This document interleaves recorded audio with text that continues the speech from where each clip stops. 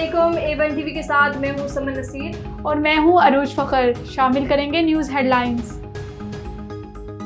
ख्वाजा आसिफ ने कौमी सलामती के लिए फ़ोन टैपिंग की हमायत कर दी। वज़ीर दिफा का कहना था कि दहशतगर्दों के खिलाफ जंग चल रही है, सबको फ़ोन टैपिंग की हमायत करनी चाहिए। PTI वाले बानी के फ़ोन टैपिंग पर बयानात सुन लें। वो कहते थे कि इनके फ़ोन टैप होते हैं।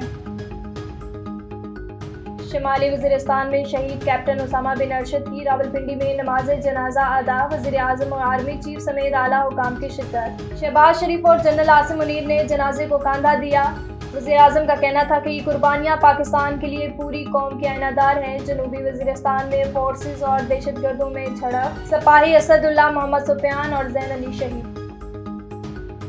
ऑपरेशन अज़्म इस्तेहकाम पाकिस्तान का अंदरूनी मामला है, इस पर बात नहीं करेंगे। इस्लामी दहशतगर्दी के लिए पाकिस्तान के साथ मिलकर काम कर रहे हैं। अमरीकी महकमा दिफा पेंटागन ने कहा, पाकिस्तान कैसे अपनी सरहदों की हिफाजत करता है, ये इसका फैसला है।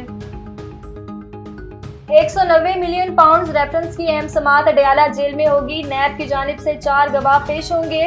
परवेज हटक और जुबैदा जलाल और आजम खान बतौर गवाह पेश होंगे। नैब तरमीम का लदम करार देने के खिलाफ हुकूमत की इंट्रा कोर्ट अपील। बानी PTI ने तहरीरी जवाब सुप्रीम कोर्ट में जमा करवा दिए। तहरीके इंसाफ ने अपीलों को खारिज करने की इस्तदा कर दी। न्यूज़ स्टूडियो से फिल वक्त इतना ही। खबरों और अपडेट्स के लिए देखते रहिए A1 टीवी। A1 टीवी, सब पे नजर, अंदर की खबर।